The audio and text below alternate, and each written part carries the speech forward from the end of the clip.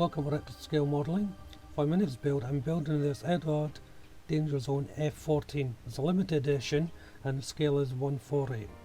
Now this is quite a big kit. Let's see what's in the box first of all. So, what we have here. First of all, the instructions by Eduard. It's a lovely booklet, and there's a lot of sprues. I think there's about 20 in total. 1, 2, 3, 4, 5, 6, 7, 8, 9, 10, 11, 12, 13, 14, 15, 16, 17, 18, 19, 20, 21. 21 sprues, all various sizes obviously. Some of the weapon ones are quite small, there's 2 of them. There's also a resin part and photo etch parts coloured and a masking sheet as well. So this is a fairly full-on kit. You have your normal paint list there, and just going through the instructions. So very well detailed and coloured as well, which I like to see. So it's just going through it. It looks like the seat belts are photo etched, so I don't know whether I'll change the seat belt and make my own or not. I'll decide on that. These will be for the photo, for the resin parts. I'm not a fan of resin parts. I don't see exactly what it brings to the table, you know, but there you go. So it's quite a lot involved in this kit. This will be for the paint and mask, for the canopy. And we have the different options. We have A, B, C, D, E, and right. So let's go through them. So first of all, we've got the F14 for the Teddy Roosevelt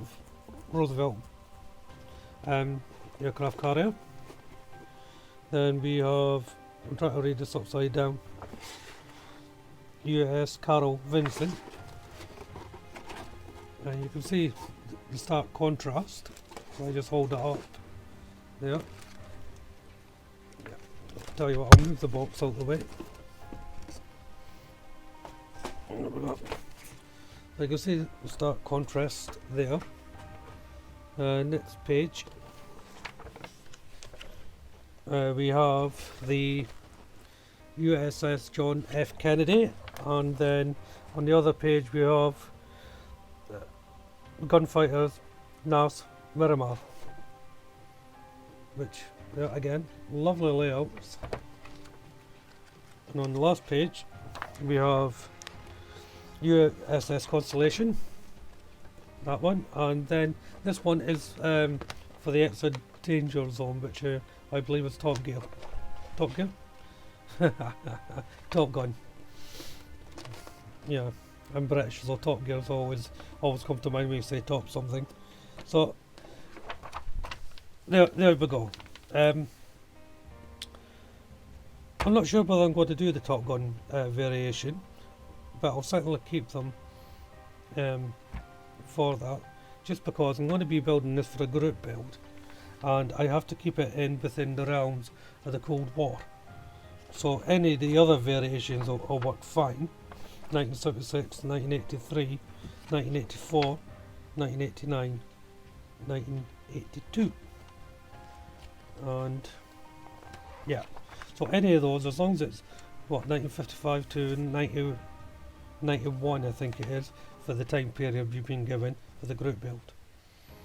So I'll pick one of these ones. I quite like the flamboyant colours, so, but I also like the dark colours as well, so it might well be a choice between that one, and this one. I'll leave that. It's a bit boring. That's kind of nice as well.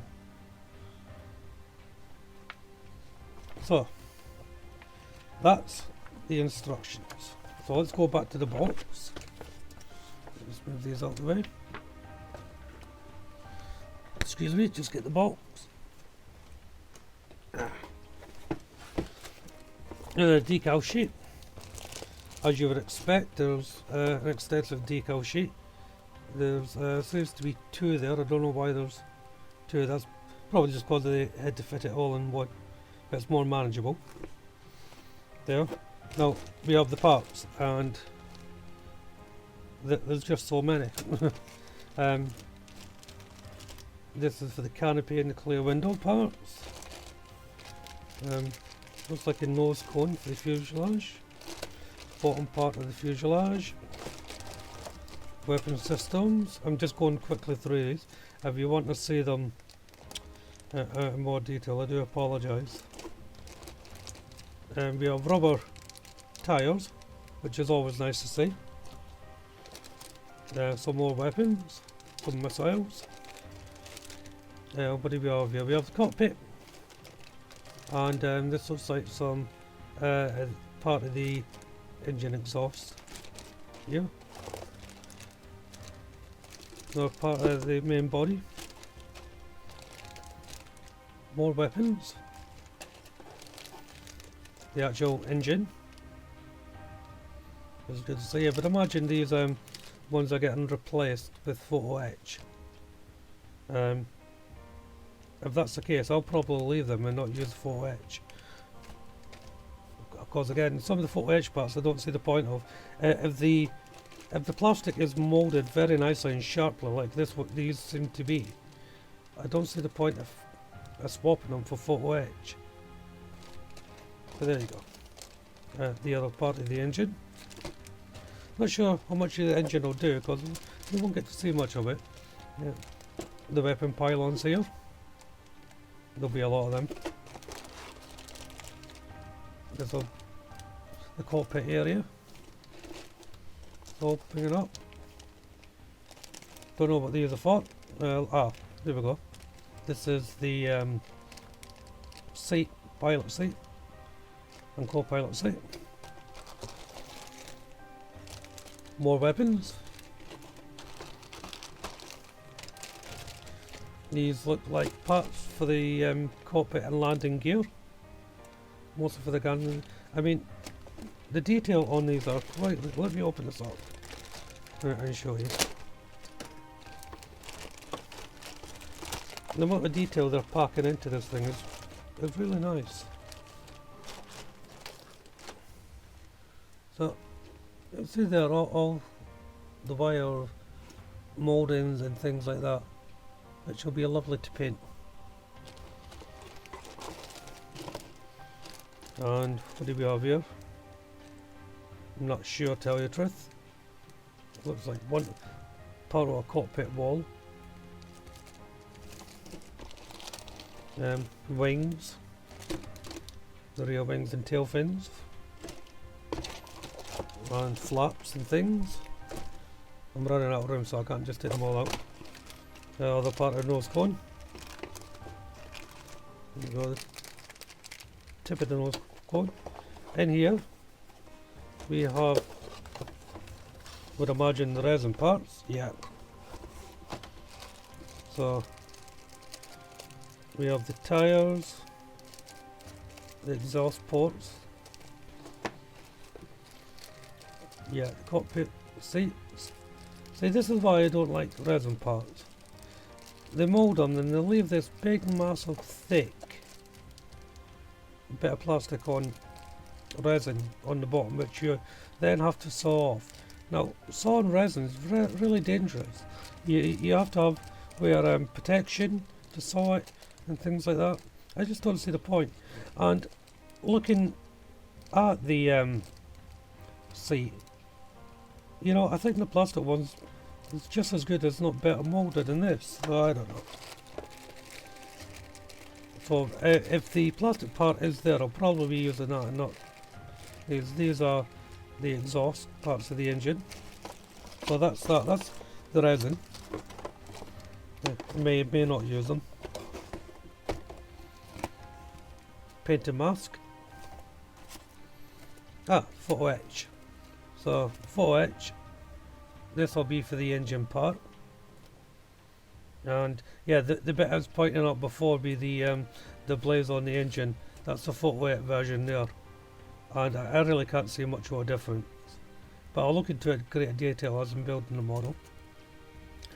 And here's the inner for the cockpit, which this type of photo etch I do agree with. I do love this type of photo etch because it's coloured.